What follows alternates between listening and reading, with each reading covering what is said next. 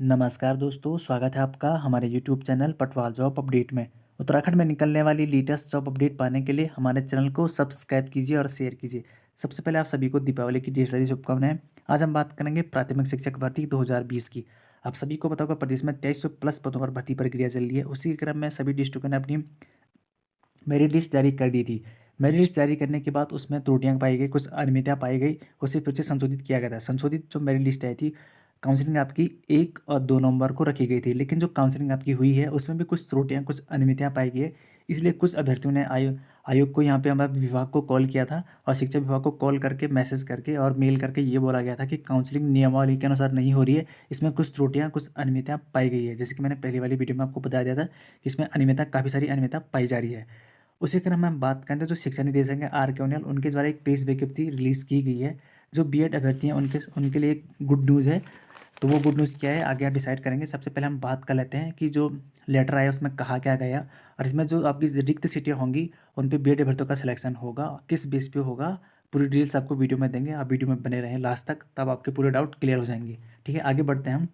इसमें कहा गया है तत्क्रम के अवगत से अवगत कराना है कि भौतिक विज्ञान, गणित से विज्ञान वर्ग अथवा रसायन विज्ञान, जंतु विज्ञान, वनस्पति विज्ञान वर्ग हेतु आरक्षित पदों के सापेक्ष द्विवर्षीय डीएलएड अभ्यर्थियों उपलब्ध नहीं होते हैं, तो अवशेष पदों को भरने हेतु बीएड अभ्यर्थियों की मेरिट सूची में चयन किया जाना उचित होगा। रसायन विज्ञान, वनस्पति विज्ञान, जंतु विज्ञान या भौतिक विज्ञान व गणित से विज्ञान वर्ग में से किसी एक द्विवर्षीय डीएलएड अभ्यर्थी अधिक होते हैं तो उन्हें अन्य विज्ञान वर्ग के अन्य अभ्यर्थियों के साथ मेरिट सूची बनाकर चयन हेतु गणना किया जाना उचित होगा। उसी प्रकार विज्ञानोत्तर विषय के अंतर्गत हिंदी, अंग्रेजी के लिए आवेदन करने वाले अभ्यर्थी का नाम भाषा में नहीं आता है तो उसे से 70% प्रतिशत अन्य मानकीय वर्ग के लिए अंतर्गत मेरिट सूची में सम्मिलित किया जाना उचित होगा। अतः सहायक अध्यापक प्राथमिक के रिक्त पदों को भरे जाने के संबंध में चाहे गए दिशा निर्देशों के क्रम में तदनुसार अवगत कराते हुए आवश्यक अग्रतर कार्य करने सुनिश्चित करें। आपका आर के ओनियाल, प्रारंभिक शिक्षा, उत्तराखंड शिक्षा परिषद देहरादून के द्वारा ये प्रेषित किया गया प्रेस विज्ञप्ति, जो शिक्षा निदेशक हैं आर के ओनियाल, उनके द्वारा ये रिलीज़ किया गया है। इसमें आप देख सकते हैं कि शेष अवशेष पदों पर बीएड अभ्यर्थियों की सूची मेरिट सूची में किया जाना होगा। ठीक है, तो आइए जानते हैं इसमें हुआ क्या था, एक्चुअल में हो क्या रहा है। ठीक है, तो आइए आप वीडियो में बने रहें।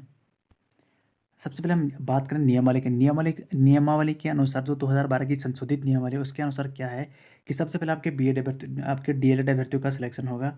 उसके बाद आपकी जितने भी सीटें बचेंगी उन पे आपके बीएड अभ्यर्थियों का सिलेक्शन होना था। ठीक है, आप सभी को पता होगा। लेकिन यहाँ पे हुआ क्या, यहाँ पे हम बात करते हैं कि आपके, अगर सपोज अगर हम हिंदी और इंग्लिश की बात करें यहाँ पे 8 साइड की, तो अगर आपकी हिंदी में जैसे सपोज अगर 10 सीटें हैं, ठीक है, तो 10 में से आपकी 5 डीएलएड से भर गई, आपकी 5 सीटें रिक्त होगी। तो जो 5 सीटें रिक्त हुई है उनको बीएड अभ्यर्थियों के द्वारा भरा जाना था। लेकिन यहाँ पे भरा किसके द्वारा गया, जो 20% वाले छात्र होते हैं जिनका सब्जेक्ट कॉम्बिनेशन नहीं होता, उनके द्वारा यहाँ पे भरा गया था।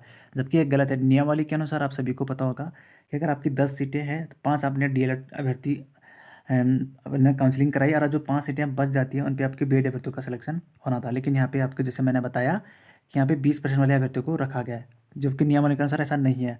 और ऐसी हम बात करते हैं, अगर हम पीसीएम बात करें, पीसीएम और आपके जेडबीसी ग्रुप में भी ऐसी हुआ है। इसमें कहा क्या गया है कि पहले आपके डीएलएड अभ्यर्थियों का सिलेक्शन होगा, जितनी सीटें बचती उस पर आपके बीएड अभ्यर्थियों का सिलेक्शन होना था। लेकिन यहाँ पे 20% वाले अभ्यर्थियों को काउंसलिंग में बुलाया गया, उनको रखा गया, जबकि ये नियमावली के विरुद्ध है।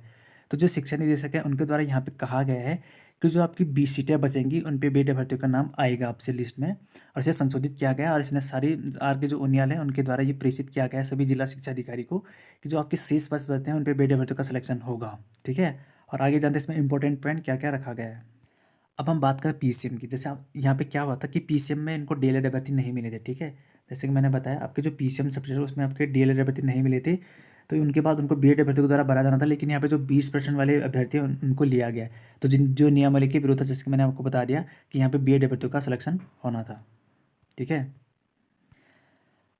लेकिन अब जो शिक्षा निदेशक है आर के उनियाल, उनके द्वारा यहाँ पे कह दिया है कि जो आपकी रिक्त सीटें बचेंगी उन पे बीएड अभ्यर्थियों का सिलेक्शन होगा। अगर हम आर्ट साइड की बात करें, यहाँ पे ऐसे ही कहा गया कि अगर हिंदी इंग्लिश में कम अभ्यर्थी मिलते हैं या काउंसलिंग में जैसे 10 अभ्यर्थी हैं, 10 में से आपके 5 डीएलएड अभ्यर्थी ने आपकी काउंसलिंग कराई, 5 सीटें रिक्त हो जाती है, तो उनको आपके डीएलएड, आपके बीएड अभ्यर्थी के द्वारा भरा जाएगा। ठीक है, ऐसा इसमें कहा गया है। और एक इंपॉर्टेंट बात है, जो 20% वाले आपके छात्र हैं, जैसे कि मैंने जो 20% वाला आपके छात्र हैं, अगर उनमें अभ्यर्थी कम हो जाते हैं 20% में, तो उस कैटेगरी में क्या होगा कि आपके पीसीएम और जेडबीसी वाले DL वाले अभ्यर्थी को लिया जाएगा, इसमें बीएड अभ्यर्थी को नहीं लिया जाएगा। जो आपके 20% है, इनकी सीटें फिक्स रहती है, आप सभी को पता होगा। तो इसमें क्या होगा कि जो आपकी PCM और ZBC है जिनके 20% वाले, तो उनमें जो अभ्यर्थी बच जाते हैं इनमें, तो उसमें PCM DL वाले और PCM और ZBC DL वाले को अभ्यर्थी को लिया जाएगा, इसमें बीएड अभ्यर्थी को नहीं लिया गया, इसमें कहा गया है। ठीक है। और ऐसे ही इसमें कहा गया कि अगर हिंदी इंग्लिश में जो हिंदी इंग्लिश में कम कैंडिडेट मिलते हैं तो मानवीय वर्ग में उनको रखा जाएगा DL अभ्यर्थियों को। ठीक है।